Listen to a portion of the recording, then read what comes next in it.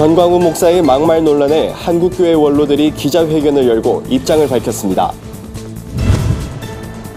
교회를 떠나는 다음 세대를 회복시키기 위해선 부모의 건강한 신앙 전수가 시급하다는 목소리가 높습니다. 구체적인 실천 방안을 살펴봅니다. 감리교단 교회들이 연합해 영적 리더십 회복을 위한 컨퍼런스를 열었습니다.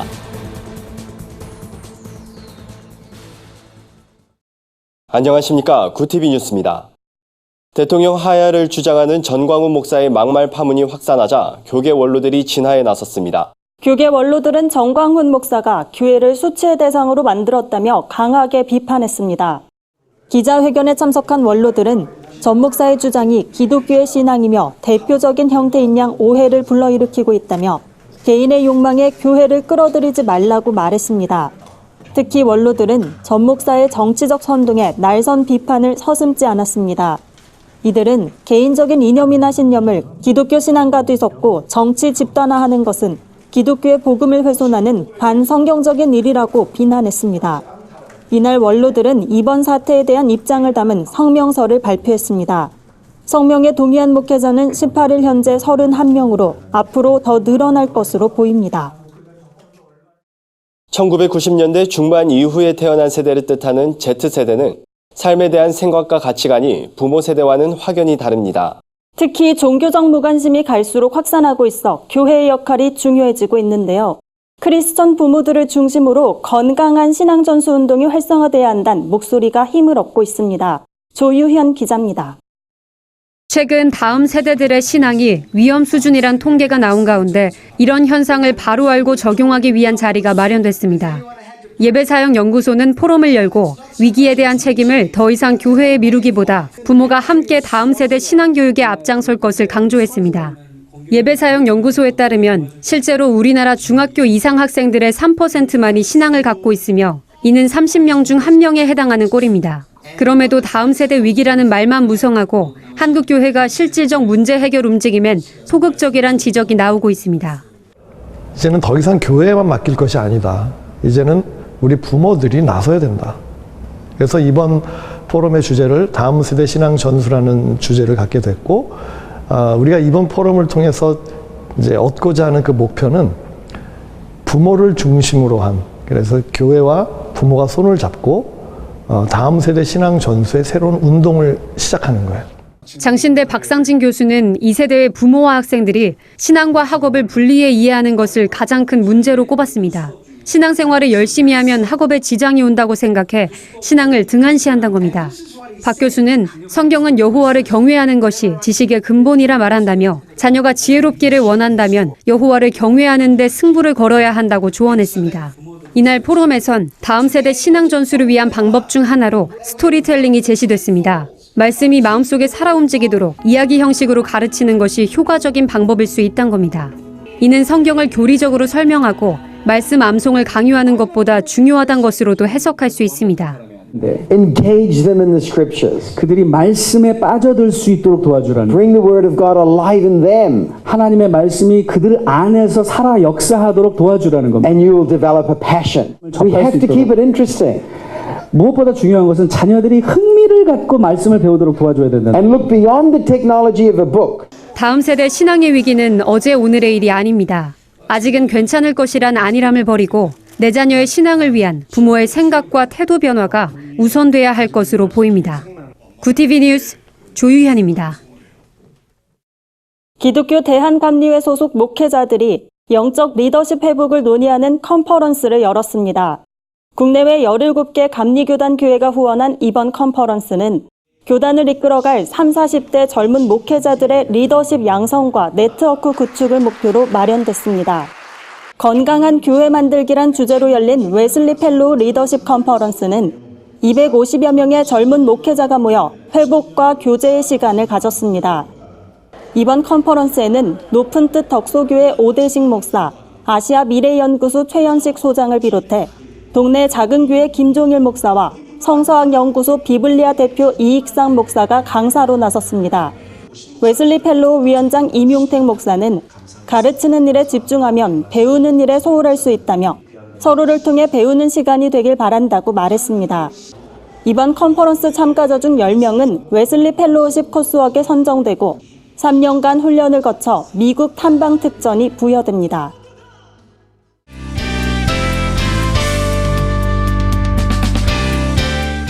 세상 속 크리스천들의 다양한 이야기를 만나보는 네포난의 교회입니다. 첫 번째 소식입니다. 제16개 미랄 콘서트가 관객들에게 큰 호응을 얻었습니다.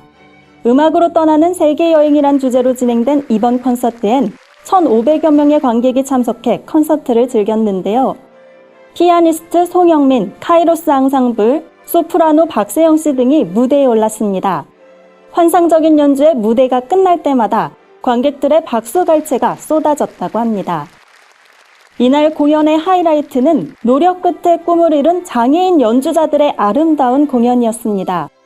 장애인으로 구성된 미랄 첼로 앙상블 날개와 한국 장애인 최초의 미국 음대 교수이자 휠체어 탄 바이올리니스트로 유명한 차인홍, 발달장애인 첼리스트인 염용효 씨가 비장애인 연주자들과 협연을 펼쳐 눈길을 끌었습니다. 음악으로 하나돼 즐긴 이번 콘서트가 참석자 모두에게 소중한 기억으로 자리 잡길 기대해봅니다. 다음 소식입니다.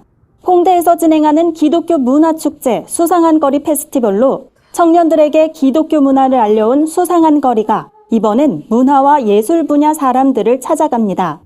드라마 바이블을 만든 G&M 글로벌 문화재단의 후원으로 컬처 가드닝과 함께 뮤직 앤 아츠 저스트 쇼업 오픈 북클럽을 진행 중인 건데요. 이달 처음으로 진행된 오픈 북클럽엔 문화 예술 분야에 종사하는 크리스천들이 모여 읽은 책에 대해 토론하며 웃음꽃을 피웠습니다. 수상한 거리는 오픈 북클럽엔 음악, 미술, 건축 등 예술 쪽에 비전을 품은 사람이나 관심 있는 사람들은 누구나 참여할 수 있다며 관심을 독려했습니다. 오픈 북클럽은 11월까지 한 달에 한 번 저녁 7시부터 9시까지 홍대 피카소에서 진행됩니다. 마지막 소식입니다. 서울시 강서구에 위치한 시냇가 푸른숲교회는 지역 주민을 섬기기 위해 교회 담장을 허물었습니다. 시냇가 푸른숲교회 양옆엔 초등학교와 공원이 있는데요.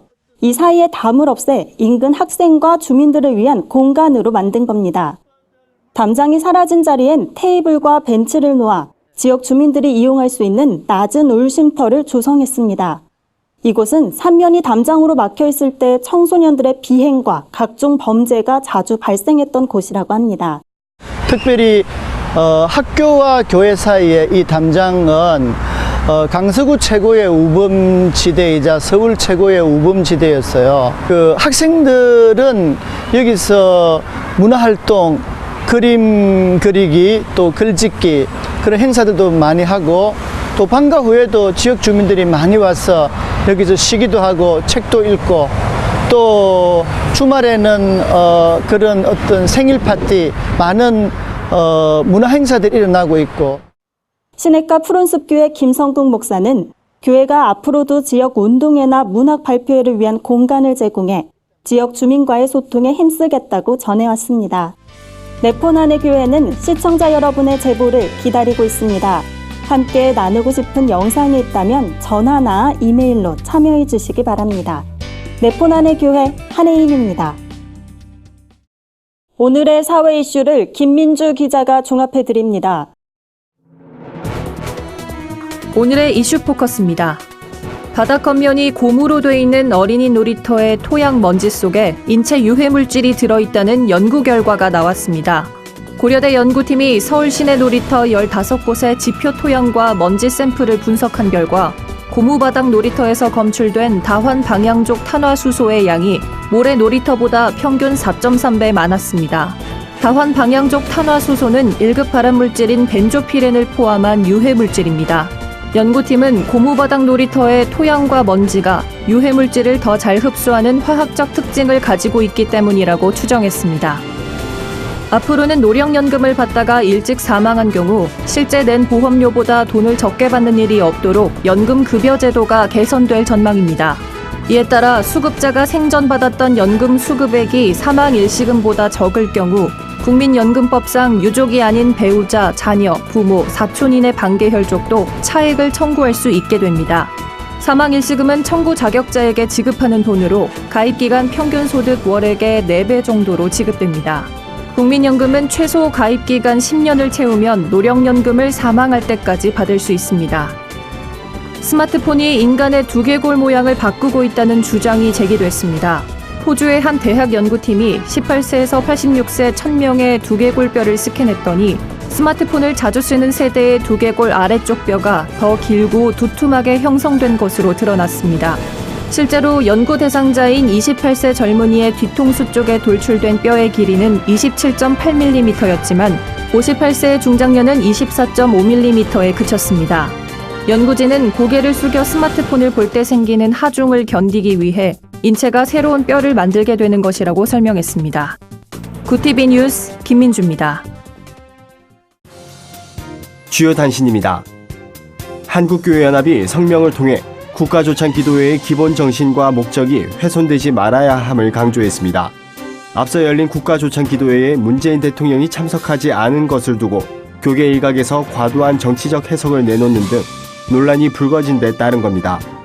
한 교연은 예배와 기도회의 주체는 하나님이지 사람이 아니라며 대통령이 참석하지 않았다고 해서 감정적으로 반응하는 것은 옳지 않다고 밝혔습니다. 한국대학생선교회가 오는 24일부터 5일간 강원도 평창 휘닉스파크에서 전국 대학생 여름 수련회를 개최합니다. 선교와 직장, 상담 등 전문가의 강의를 들을 수 있는 선택 특강을 비롯해 선교 박람회, 순례 전도 등이 진행됩니다.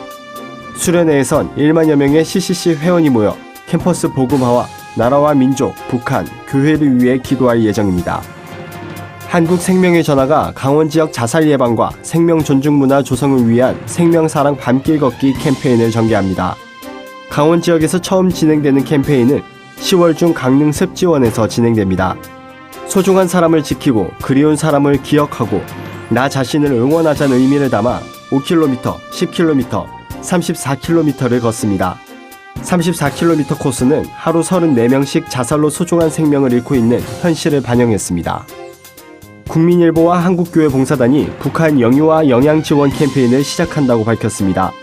UN 보고서에 따르면 북한의 식량 사정은 최근 10년 사이 최악의 수준을 보이고 있습니다.